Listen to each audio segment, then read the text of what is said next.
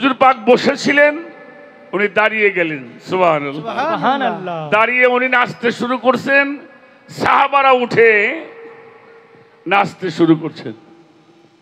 হাল হচ্ছে, বেহাল হয়ে গেছে।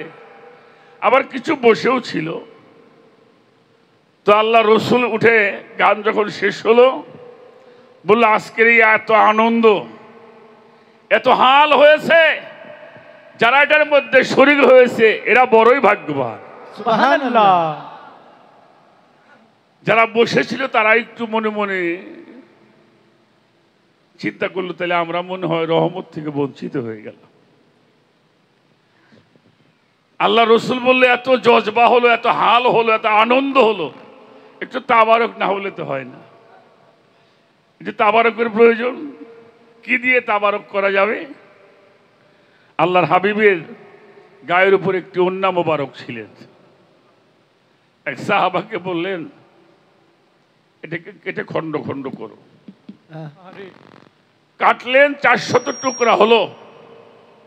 সেই মাহফিলের মধ্যে 400 জন মানুষ ছিল। সুবহানাল্লাহ। কাপড়টাও 400 টুকরা হয়েছে। আর ওই মাহফিলের মধ্যে সর্বমোট 400 লোক ছিলেন। একজনকে দিয়ে স্যার বলছে, আনতা জান্নাতি, আনতা জান্নাতি, তুমি জান্নাতি, তুমি জান্নাতি। সুবহানাল্লাহ। সারা এই গজলে যাদের মধ্যে ইশক হয়, হালিয়াত হয়, এরা সবাই জান্নাতি। সুবহানাল্লাহ। এটা আমার কথা নয়, আল্লাহর রসুলের কথা। কাজেই একটা মানুষকে দাবড়াইলেও ফল পারবো না। হ্যাঁ বাবা। আর এখানে কে কি বলল, ওই বাচ্চাটা, ওর মুখের ভাষা শুনলে আপনি পাগল হয়ে যাবেন। মেদিনীপুর 4 নম্বর গেট থেকে ও এখানে আসছে। সুবহানাল্লাহ বলে। সুবহানাল্লাহ।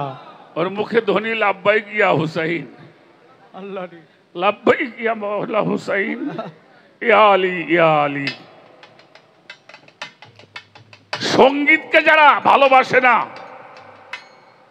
ওদের চাইতেও পশু ভালো। হ্যাঁ বাবা।